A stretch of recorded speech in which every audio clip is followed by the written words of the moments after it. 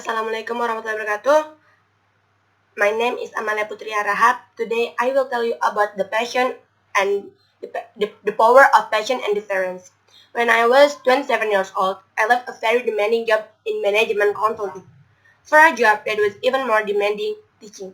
I want to teach 7th grader maths in the New York City public school. And unlike any teacher, I made quizzes and tests.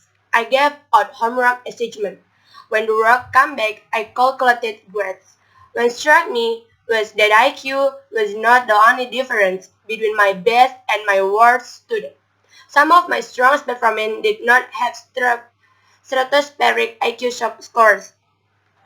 Some of my smarter kids weren't doing so well, and that got me thinking. The kinds of things you need to learn in 7th grade math. Sure, their hard ration becomes the area of parallelism, but these concepts are not impossible.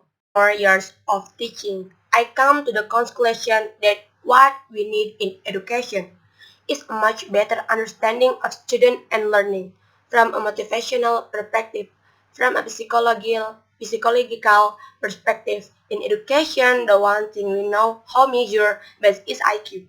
But what if doing well in school and in life depends on much more than your ability to learn quickly and easily? So I left the classroom and I went to graduate school to become a psychologist. I started studying kids and adults in all kinds of super challenging settings. And in every study, my question was, who is successful, here and why? My research team and I went to West Point Military Academy. We tried to predict which cadets would stay in military training and which would drop out.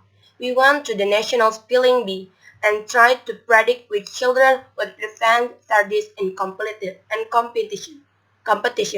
We studied rookie teacher working in a really tough neighborhood, asking which teacher are still going to be here and teaching by the end of the school year, and of those who will be the most effective at improving learning outcomes for their students.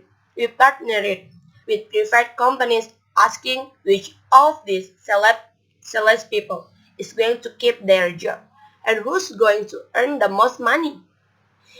In all those very different contexts, one characteristic emerged as a significant predictor of success.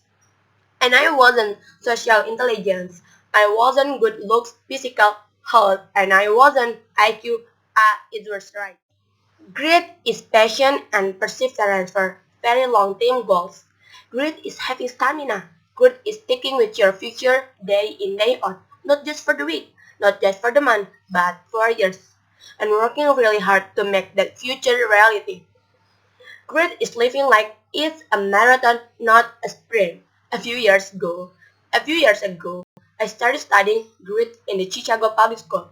I asked thousands of high school juniors to take grit questionnaires, and then wait around more than 1 years to see who would graduate. Turned out the griters kid were significantly more likely to graduate even when I imagined that on every characteristic I could measure. Things like family income, standards, achievement, the scores, even how safe kids felt when they were at school. So it's not just at West Point or the national spelling. Grades matter.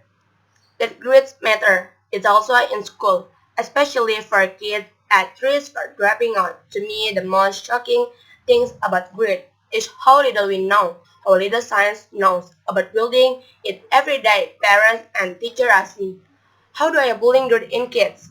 What do I do to teach kids a solid work ethic? How do I keep them motivated for the long run? The honest answer is, I don't know. What is to know is that talent does make you great. Our data shows very clearly that there are many talented individuals who simply do not follow through on their commitments. In fact, in our data, grade is usually unrelated or even if related to measure of talent. So far, the best idea I've heard about building grade in kids is something called growth mindset. This is an idea developed at Stanford University by Carol Dweck, and it is the belief that the ability to learn is not fixed, that it can change with your rebirth. Dr. Dweck has shown that when kids read and learn about the brain and how it changes and grows in response to challenge, they are much more likely to persevere when they fail because they don't believe that failure is permanent condition. So growth mindset is a great idea for building growth, but we need more. And that's where I'm going to end my remarks because that's where we are. That's the work that's done before us. We need to take our best idea or strongest intuition and we need to test them. We need to measure whatever we have been successful. And we have to be willing to fail, to be wrong, to start over again with lesson learning. In other words, we need to be gritty about getting our kids greater. Thank you. Wassalamualaikum warahmatullahi wabarakatuh.